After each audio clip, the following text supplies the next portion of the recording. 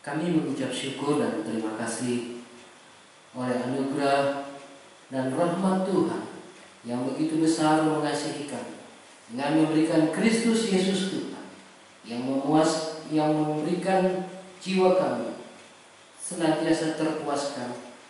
Dan kami sangat bersyukur kalau pada malam hari ini kami sedang memikirkan bagaimana jalan keluar dari kepuasan jiwa, dari kebebasan, dari segala tekanan.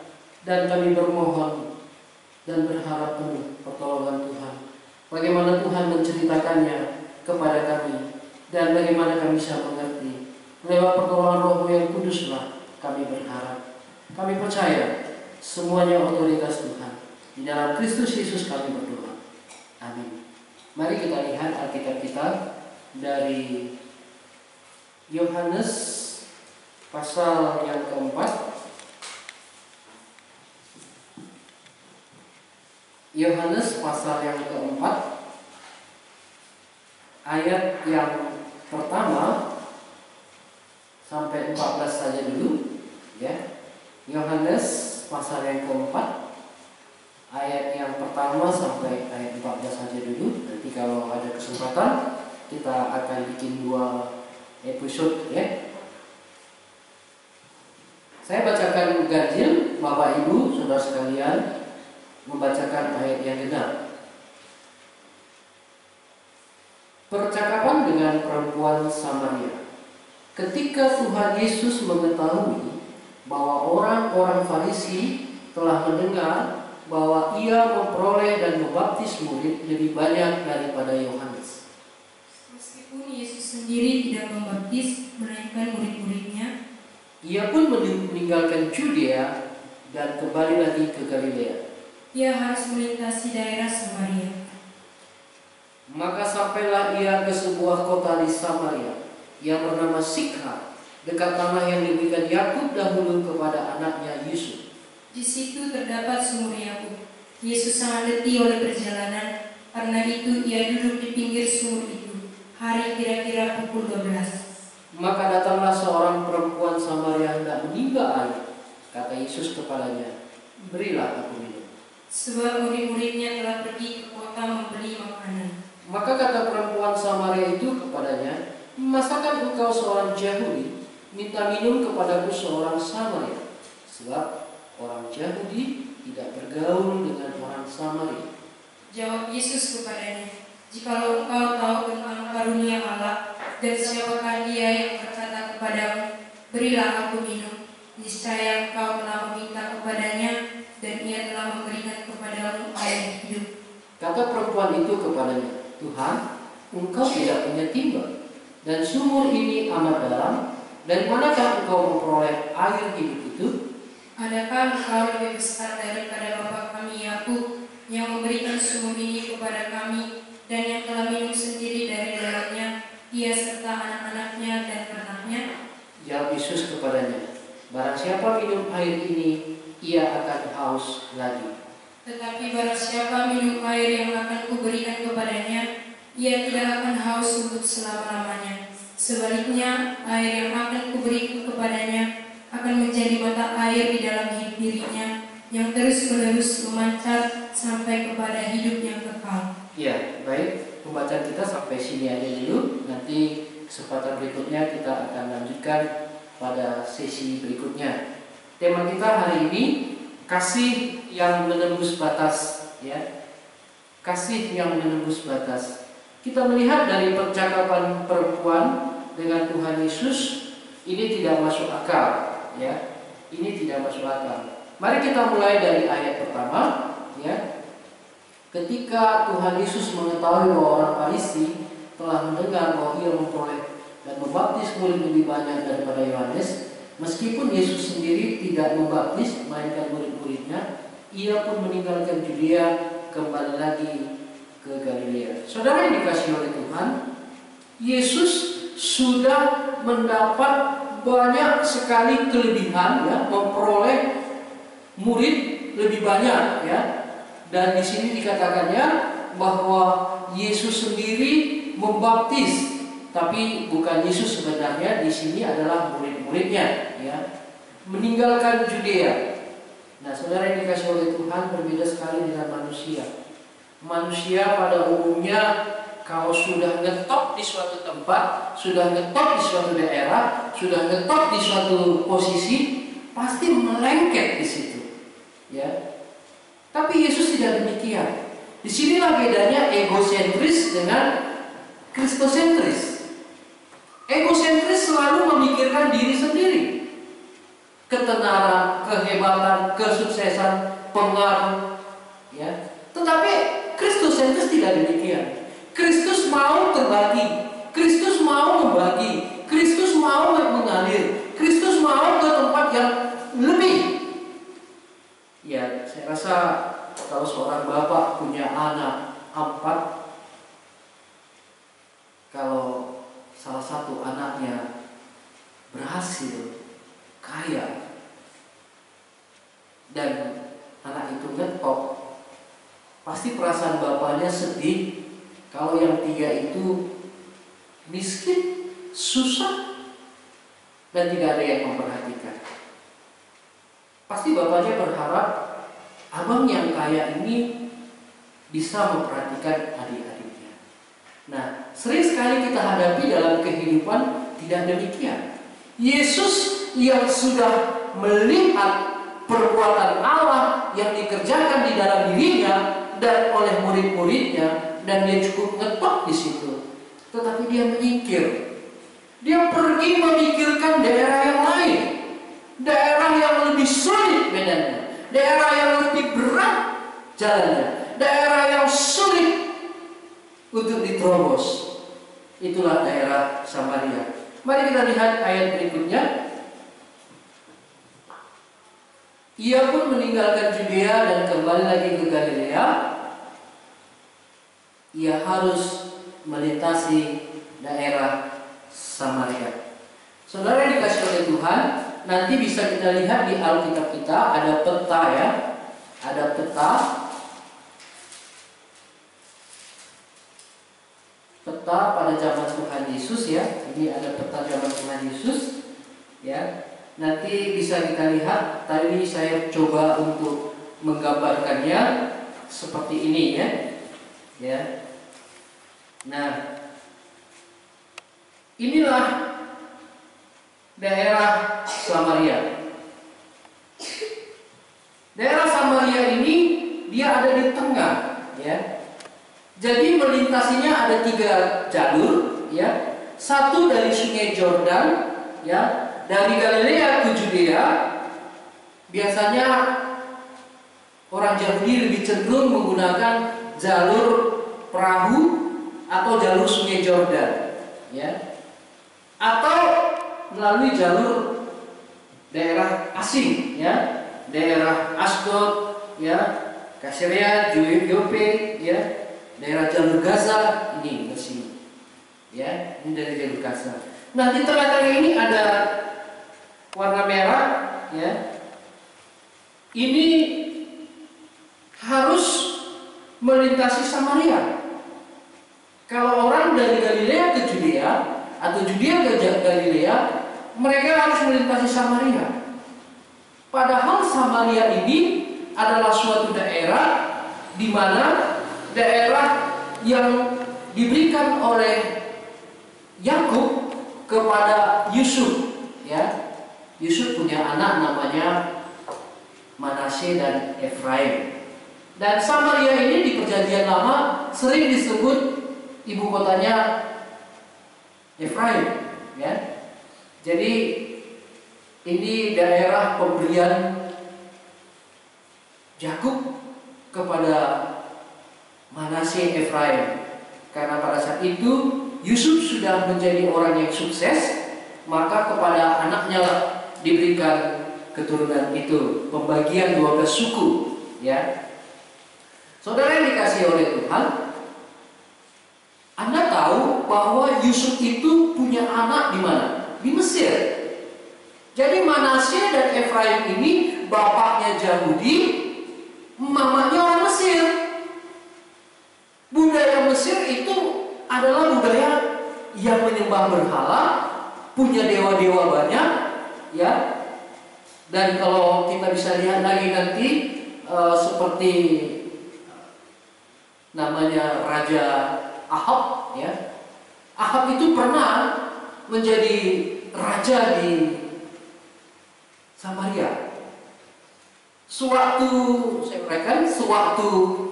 Daud menurunkan tahta kerajaan kepada Salomo, ya, itu masih bersatu. Judea, Galilea, Israel itu masih bersatu. Tetapi ketika mati Raja Salomo, maka menggantikannya adalah Rehabeam.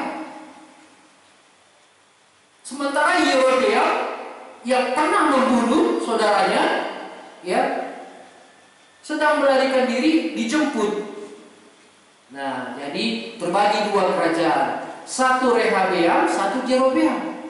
Ya, Rehabeam memerintah di daerah Judea, ya, di daerah Bethlehem, Judea. Sementara Yerobeam memerintah daerah Samaria.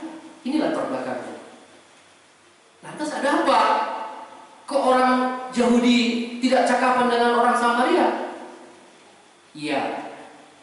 Pada saat itu Yerobeam berpikir, kalaulah bangsa ini terus nanti ke Yerusalem, beribadah ke sana, tentu suatu saat aku akan dikucilkan, aku tidak dianggap.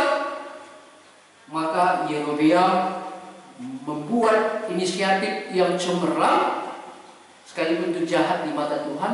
Dia buat tandingan. Dia buat tandingan yang namanya rumah ibadah untuk menandingi Yerusalem. Padahal dari perjanjian lama sudah ditetapkan ibadah orang Yahudi itu di Yerusalem. Maka waktu Yerobeam memimpin bangsa Israel di daerah Galilea, disitulah hati Tuhan sakit. Sehingga orang Yahudi menyinyir kepada orang Samaria. Mereka membuat Allah ilah yang tidak mempunyai dasar, yang membuat rumah ibadah tanpa pengenalan yang benar. Sehingga ini terjadi terus permusuhan. Selain daripada etikanya kawin campur, ya, penyembahan berhala, ibadahnya tidak jelas. Sementara di situ aset daripada nenek moyangnya Abraham, Ishak dan Yakub ada. Nah, ini menjadi suatu dilema sehingga orang Yahudi terpecah, terbagi dua, sehingga sampai Yesus hadir di tengah-tengah mereka. Ini masih terus terjadi antara orang Samaria dengan orang Yahudi, karena Samaria ini adalah mempunyai kekuatan tersendiri, di mana di sana banyak sekali kawin campur. Termasuk salah satu, Samaria ini pernah direbut oleh Raja Asyur dan dikuasai oleh Asyur, dan Asyur menguasai dan tinggal dan membawa orang-orang ke sana, sehingga Samaria ini menjadi kawin campur, baik dari Mesir, baik dari Asyur, baik daripada daerah-daerah tetangga, ya. Jadi ini menjadi suatu hal yang sangat kurang baik bagi orang Yahudi. Sementara orang Yahudi mempunyai ketetapan mengambil dari bangsa Yahudi, ya. Mari kita lihat ayat 5. Maka sampailah ia ke sebuah kota di Samaria yang bernama Sikhar, dekat tanah yang diberikan Yakub dahulu kepada anaknya Yusuf. Ini sudah saya uraikan tadi, ya. Di Samaria banyak kota, ya. Salah satu Sikhar, itu dari Sikhem, ya. Tahu Sikhem, ya? Sikhem itu adalah salah satu anaknya raja yang mengambil anaknya Yakub, namanya Dina, ya, yang pernah diserbu oleh karena sakit hati saudara-saudara anak Yakub. Mereka membunuh sehingga mereka menjadi luput dan sebagian masih tinggal.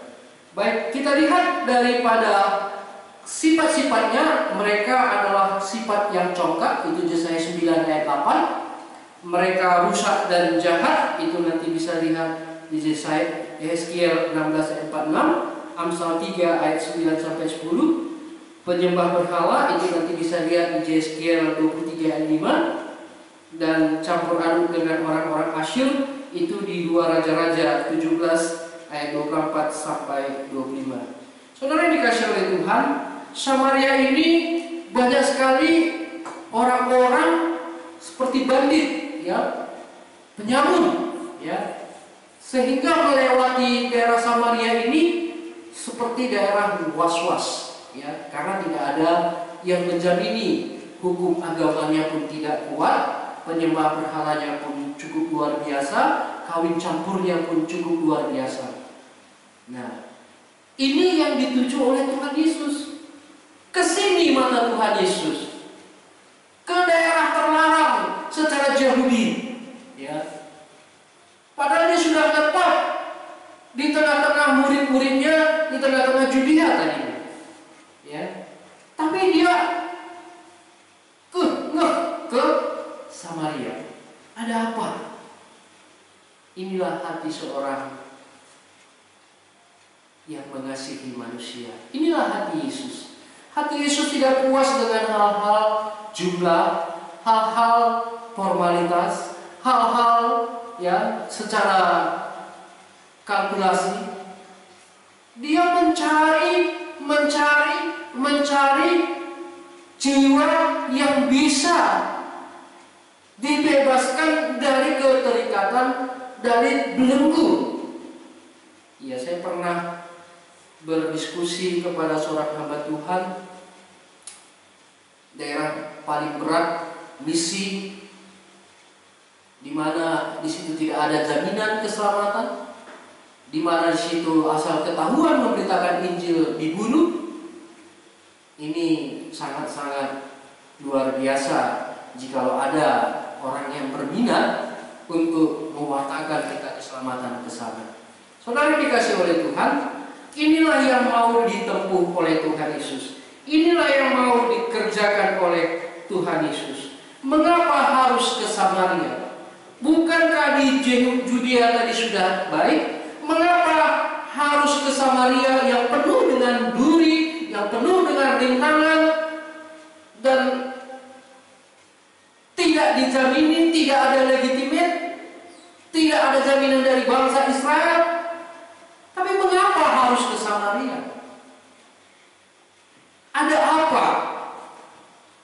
Ya, Yesus tahu, ya, di Samaria ada seorang wanita yang terbelenggu, bertahun-tahun dikuasai daripada hawa nafsu, dikuasai oleh kuasa kegelapan, dikuasai oleh birahi dan seksual yang tidak normal.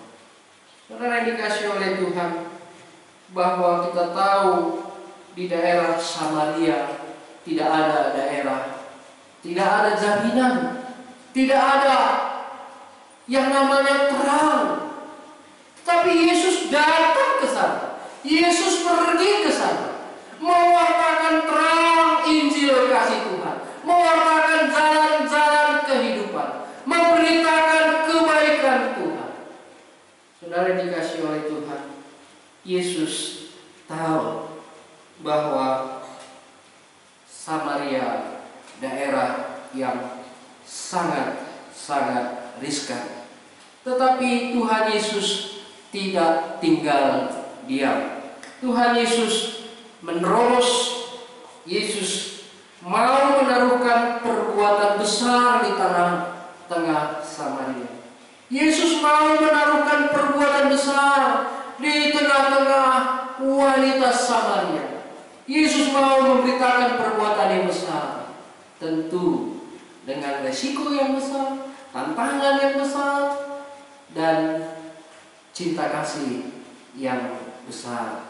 Saudara yang dikasihi oleh Tuhan, kita bisa mengerti, ya, bahwa Yesus mengasihi Samaria. Sebelum Yesus hadir di Samaria, Yahudi, bangsa ini terbagi-bagi. Tetapi dengan hadirnya Yesus di Samaria, Yesus membuka jalan, Yesus menerobos, Yesus memberitakan kasih, Yesus memberitakan Injil keselamatan, supaya tidak ada lagi tembok pemisah, supaya tidak ada lagi yang dinamakan kejahatan yang luar biasa. Saudara yang dikasihi oleh Tuhan, di sini kita lihat ada yang sangat perlu diperhatikan. Maka datanglah seorang perempuan Samaria. Bisa kita pikirkan budaya antara laki-laki dan perempuan, antara bangsa Yahudi dengan Samaria, ya, dan sendiri lagi. Ini sangat-sangat riskan. Silap-silap bisa dilempari, silap-silap bisa dituduh berzina. Siapa tahu mantan perempuan Samaria ini ataupun pasangan perempuan Samaria ini bisa saja mengintai. Tetapi di dalam waktu yang tepat, saat yang tepat, Yesus menjumpai perempuan Samaria yang sudah bertahun-tahun terbelenggu, yang sudah bertahun-tahun ditekan oleh hawa nafsu tadi, yang ditekan oleh pengaruh dewa kejijikan dan perzinahan dan seksual yang tidak normal. Saudara yang dikasihi oleh Tuhan, pernahkah saudara pikirkan bagaimana menyelamatkan seorang wanita yang tidak terpakai, wanita yang jahat, wanita yang tidak masuk hitungan, bahkan kehadirannya pun sering sekali curi-curi. Ini orang yang tidak masuk hitungan, orang yang sering luka dan melukai, orang yang sering terhina dan dihina, dan orang yang sering menutup diri di dalam dosanya, menutup diri di dalam kenajisannya, menutup diri di dalam hawa nafsunya. Who care? Siapa yang peduli?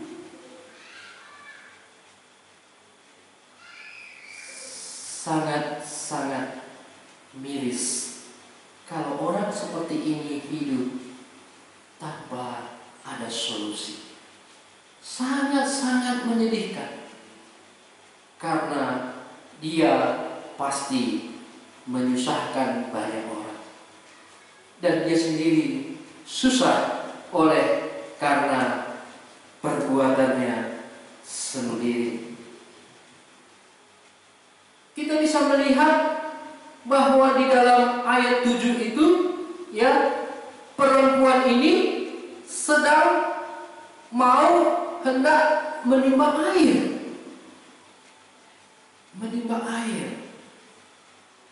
Dan tentu secara komunikasi Yesus harus membuka komunikasi. Bagaimana Yesus membuka komunikasi? Dia katakan di situ, berilah aku minum. Benarkah Yesus haus? Benarkah Yesus haus? Sesungguhnya dengan pertanyaan seperti ini, Yesus mau memberi air hidup kepada perempuan ini. Sesungguhnya siapa yang haus? Jelas perempuan ini. Tapi pertanyaan Yesus ini sangat-sangat masuk logika. Dengan jalan demikian ada komunikasi. Berilah aku minum. Dan Tuhan Yesus terus mengarah kepada air hidup. Dan di situ di dalam ayat 8 kita lihat, sebab murid-muridnya telah pergi ke kota membeli makanan. Ya, murid-muridnya semua luar biasa, ya. Semua berangkat mencari makan. Tidak ada yang menemani Yesus. Besar kemungkinan Kenapa murid semua? Karena di daerah Samaria, yang daerah sangat riskan ya, Samaria tidak bergaul dengan orang Yahudi, karena orang Yahudi selalu pakai kain, ada label-labelnya pasti di kentara gitu ya. Maka mereka rombongan membeli makan. Dan Tuhan Yesus sendiri. Di sini kita bisa mengerti kesendirian itu. Iya. Pertama, demi keamanan murid-murid, mereka rame-rame.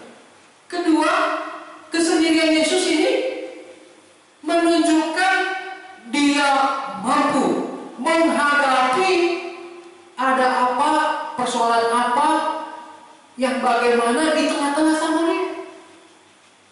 Karena dia pemilik kehidupan ini.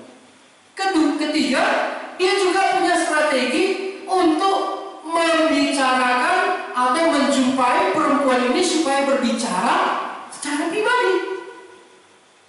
Ya, rasa kalau dari di situ ada murid-muridnya, mungkin perempuan ini tidak terbuka. Ya. Tetapi Yesus ini ahli strategi. Dia sangat mengerti kebutuhan setiap orang. Orang yang tertekan sekali, orang yang terluka, orang yang terbelenggu di dalam jajahan kuasa dosa sekalipun. Yesus mengerti. Saudara yang dikasih oleh Tuhan, apakah saudara masih meragukan Yesus? Orang yang tidak masuk hitungan diperhitungkan. Orang yang tidak masuk di dalam agenda manusia, tapi itu yang dicari oleh Tuhan. Manusia yang rusak, brengsek, dan sering dihukum, dan yang sering masuk di dalam judgment, penghakiman. Tapi Yesus mengasihi. Kita golongan yang mana?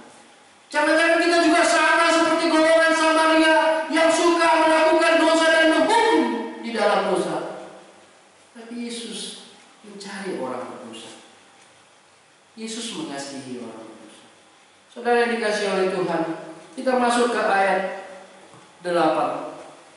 Sebab murid-muridnya telah pergi ke kota membeli makan. Ya.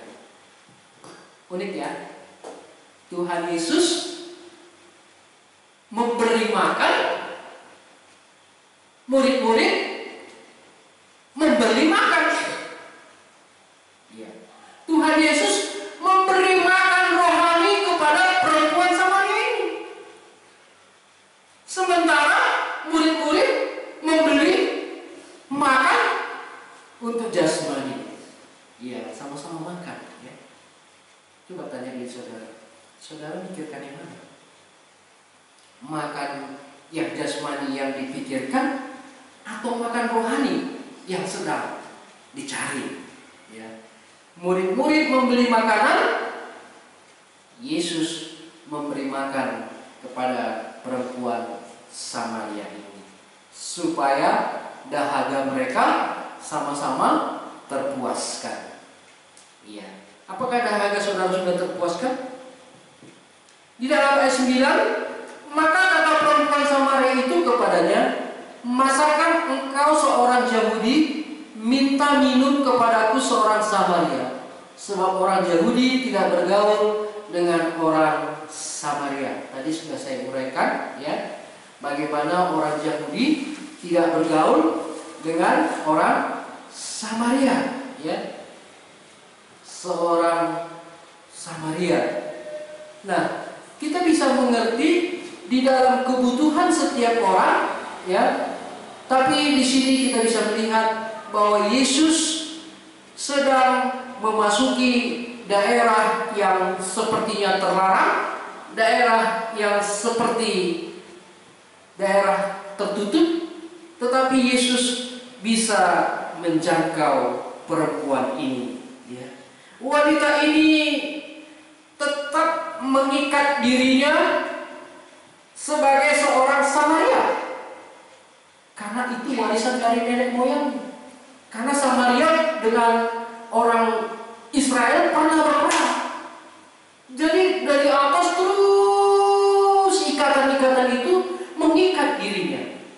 Kamu gak boleh bergaul ya dengan itu ya. kamu tidak boleh bergaul dengan orang-orang Yahudi ya. Iya.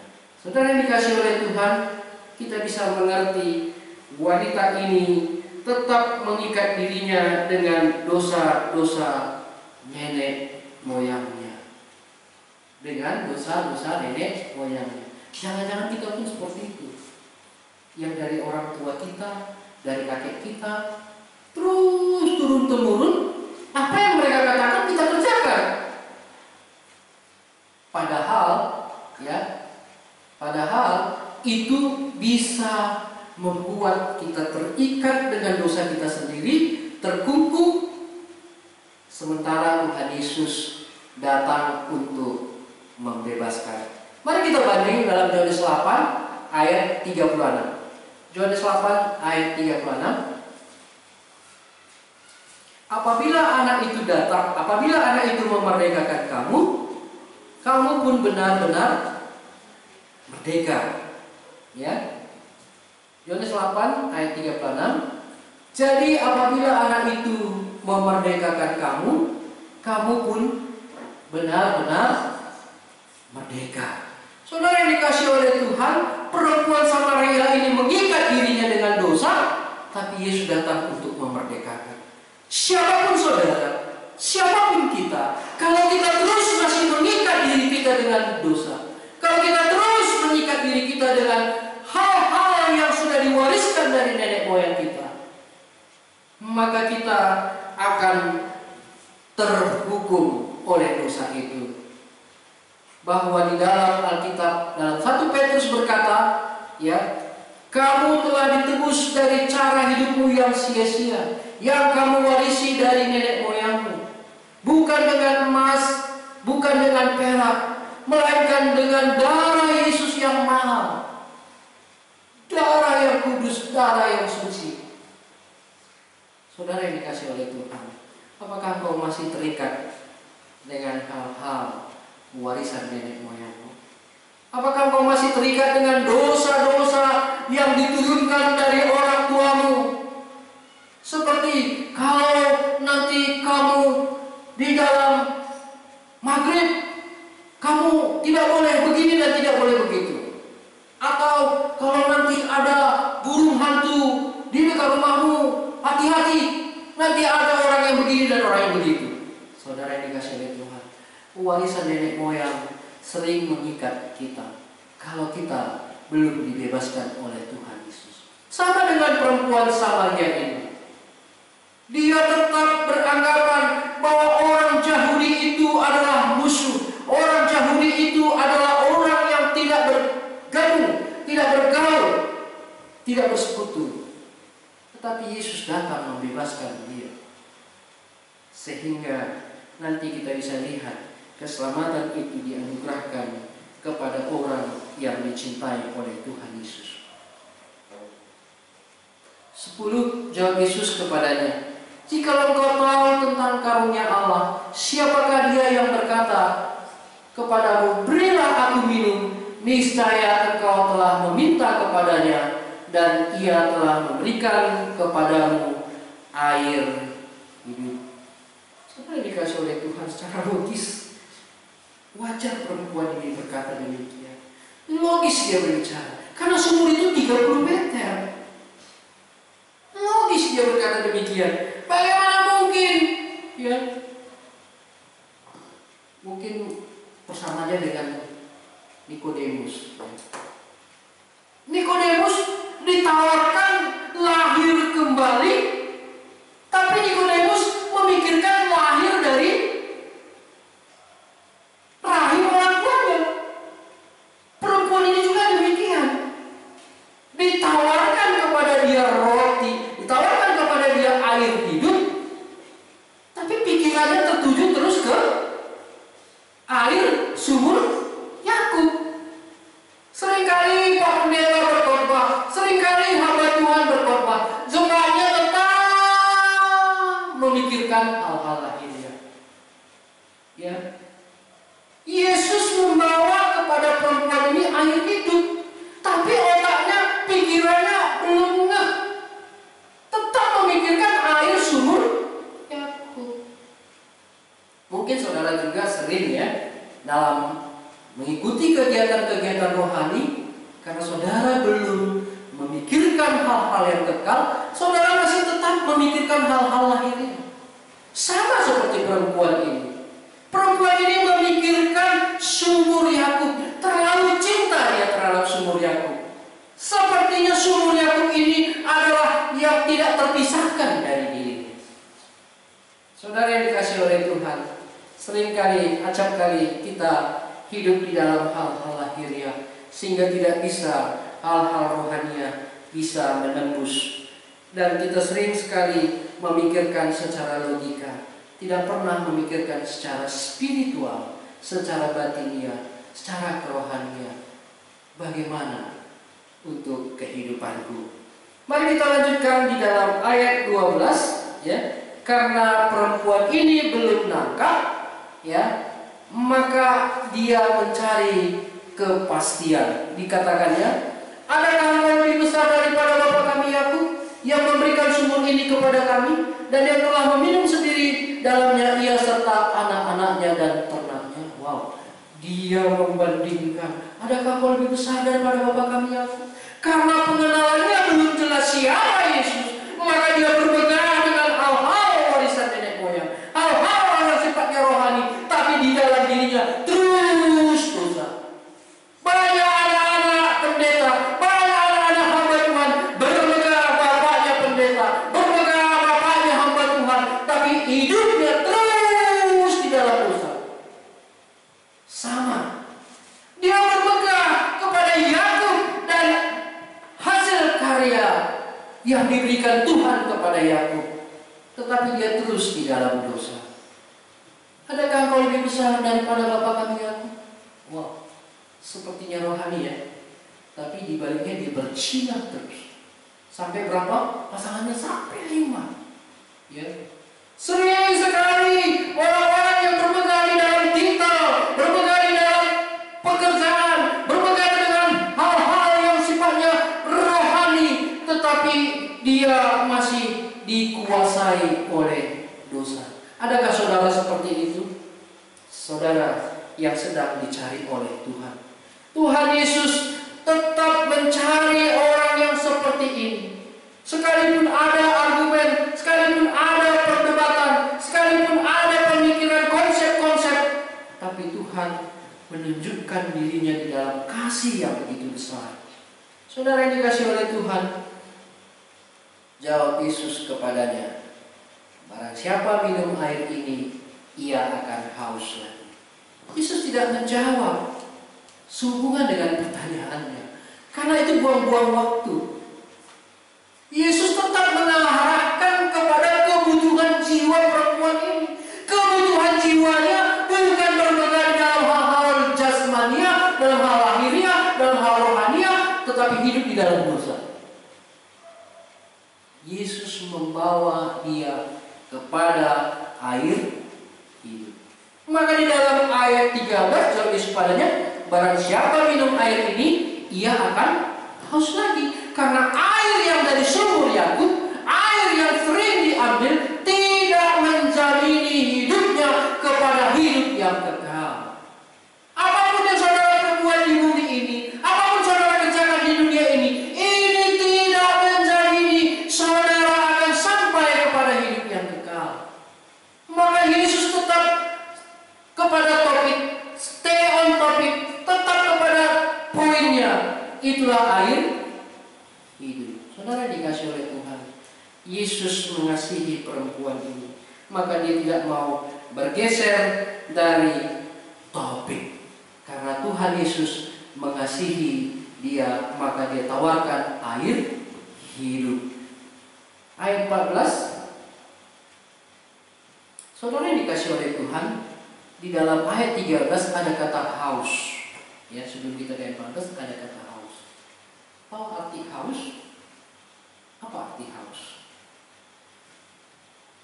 Perempuan ini haus dan tetap haus. Kalau secara perzinahan, nanti kita lihat di bawah, sudah pun punya suami, kurang dan kurang, sampai suaminya ada 5. Dan suaminya yang sekarang itu bukan suaminya. Ini artinya haus. Gambaran seperti ini, ya, gambaran yang tidak pernah puas-puasnya. Ya. Saya ambil ilustrasi ya, ada seekor anjing kutub. Jadi cara nangkap anjing kutub itu, orang yang dikutuk itu selalu menancapkan tombak yang runcing, yang tajam, dan ditaruh di situ darah. Nanti kalau ada anjing kutub itu akan menjilat darah itu, lidahnya akan terluka, keluar darah. Nah, jadi anjing itu terus menjilat, tidak merasa sakit karena dingin sekali, tidak merasa sakit. Terus dijilatinya, padahal darahnya sendiri haus, dan itu yang membuat dia mati. Ya, saya dengar ada seorang pengusaha yang mempunyai 50 perusahaan di Amerika. Dia sibuk terus usahanya, kembangkan. Akhirnya terbang sana terbang sini, dia mati di dalam pesawat, tanpa keluarga, tanpa sanak saudara. Saudara yang dikasihi oleh Tuhan, banyak orang yang mati di dalam kehausan. Maka haus ini sangat mengerikan. Yesus pernah memikirkan bagaimana menyelesaikan kehausan ini. Maka dia tawarkan air hidup. Dan itu ditujukan kepada perempuan Samaria. Kepada kita ditujukannya waktu dia di kayu salib. Bagaimana darahnya habis, air di dalam tubuhnya terkuras, dan dia berkata, "Aku haus." Dan tak satu pun yang bisa menyelesaikan kehausan kita selain daripada Yesus yang sudah mengatasinya di kayu salib. Sehingga kehausan kita bisa dipuaskan oleh karena kematian Yesus Kristus. Setelah dia katakan, "Aku haus," dan ia menyerahkan nyawanya, selesailah penderitaan oleh karena haus tadi. Saudara yang dikasihi oleh Tuhan, pernahkah Anda berpikir bagaimana orang kaya di alam maut? Sangat kehausan. Abraham, suruhlah Lazarus mencelupkan air di dalam ujung lidahku ini, karena aku sangat haus dari kesakitan. Haus itu terus memikirkan untuk dirinya. Haus itu terus memikirkan inner self-nya di dalam kesakitannya. Dia tidak tahu jalan keluar. Dia meronta. Tapi Tuhan Yesus mengasihi perempuan Samaria ini, sehingga kehausannya bisa diselesaikan. Jiwanya haus. Yesus mengerti arti haus dan menawarkan obat haus itu kepada perempuan ini. Yesus mengerti arti haus dan menawarkannya supaya wanita ini bebas daripada kehausan. Saudara sedang haus apa hari ini? Saudara mengertikah arti haus?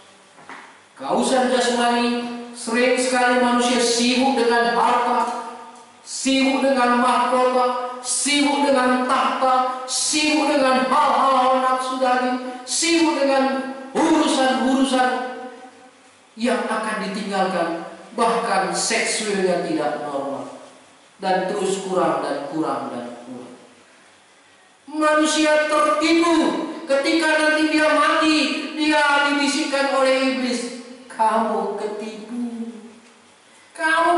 bro, kamu sibuk dengan dunia ini, kamu ingin memuaskan hasratmu, memuaskan hawa nafsumu, memuaskan jiwamu, tetapi engkau tertipu, engkau mendapatkan air sumur Yakub. Kau tidak mendapatkan air kehidupan yang ditawarkan oleh Tuhan Yesus. Tuhan Yesus sudah menawarkan air kehidupan. Di dalam ayat 14, Yesus berkata, "Tetapi barang siapa minum air yang kuberikan kepadanya, ia tidak akan haus Yesus menawarkan dirinya, saudaraku. Apakah kau sedang haus dan di dalam penderitaan merasa kurang ganteng, kurang cantik, kurang hebat, kurang kaya, kurang semua? Saudara yang dikasihi oleh Tuhan, kalau belum ada Kristus yang menawarkan dirinya kepadamu, kalau dia belum berfirman kepadamu, engkau tetap haus. Yesus menawarkan dirinya. Barang siapa minum air yang kuberikan kepadanya, ia tidak akan haus untuk selama-lamanya. Tetapi sebaliknya, air yang akan kuberikan kepadanya akan menjadi mata air di dalam dirinya, yang terus-menerus memancar sampai kepada hidup yang kekal. Saudara yang dikasihi oleh Tuhan, Yesus menawarkan air kehidupan supaya kita bisa diselamatkan. Di manakah air yang hidup itu? Sumbernya ada pada Yesus. Ini diberikannya, ini dikaruniakannya, ini dianugerahkannya. Kenapa? Karena Dia mau saudara tidak haus selama-lamanya. Dia mau hadir sebagai tandingan di dunia ini. Dia mau hadir sebagai gambaran yang terbesar mengasihi kita dibandingkan hal-hal yang lahiriah ini. Saudara yang dikasihi oleh Tuhan, sudahkah saudara memiliki mata air di dalam diri saudara? Apakah saudara masih memikirkan yang lain-lain untuk memuaskan hasrat hidup saudara? Mari kita pikirkan. Tuhan Yesus mencari perempuan Samaria. Tuhan Yesus mencari saudara. Jangan sembunyikan dosamu, jangan tinggal di dalamnya, jangan tutupi dengan air jasmani. Sekalipun berlogo Yakub, berlogo hal-hal rohani, engkau akan kecewa ketika engkau mau berangkat dari dunia menuju ke alam yang lain. Iblis berbisik, kamu ketipu. Mari kita pikirkan saudara, Tuhan Yesus menawarkan air hidup, air yang memiliki sumber di dalam diri kita. Dan dia mengalir dan terus menerus memancar sampai kepada hidup yang kekal. Maukah saudara mendapatkan air hidup itu? Tuhan Yesus mengasihi saudara.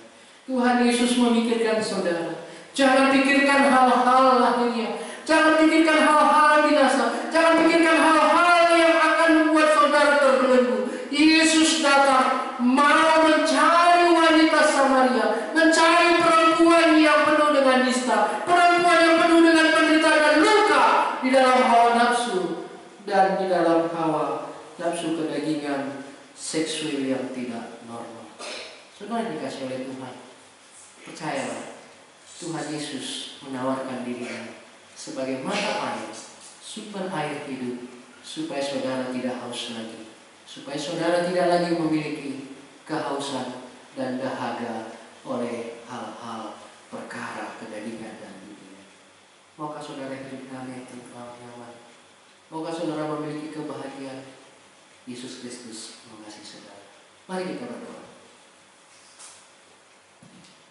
Kami bersyukur dan berterima kasih kepada-Mu Tuhan. Kalau Engkau memiliki hati yang mengasihi, dan Engkau hati yang mau memberikan air hidup, hati yang mau memberikan kami hidup dan terus-menerus memancar sampai kepada hidup yang kekal. Tuhan, banyak kami seperti perempuan Samaria yang bermegah akan hal-hal rohani, bermegah akan hal-hal sifatnya rohani, tetapi hidup terus di dalam dosa. Siapakah yang memikirkan kami? Siapakah yang bisa membebaskan kami? Tidak ada Tuhan selain daripada Engkau. Jika Engkau sudah menjumpai perempuan Samaria, jumpailah kami Tuhan. Jumpailah kami. Kami percaya oleh belas kasihan-Mu, oleh anugerah-Mu yang besar, itu memungkinkan dan kami pasti diselamatkan oleh karena Engkau sendiri. Ya, oleh karena Engkau sendiri Tuhan. Terima kasih ya Allah. Oleh rahmat dan kebaikan-Mu kami bisa mendengar firman. Dalam Yesus Kristus kami berdoa.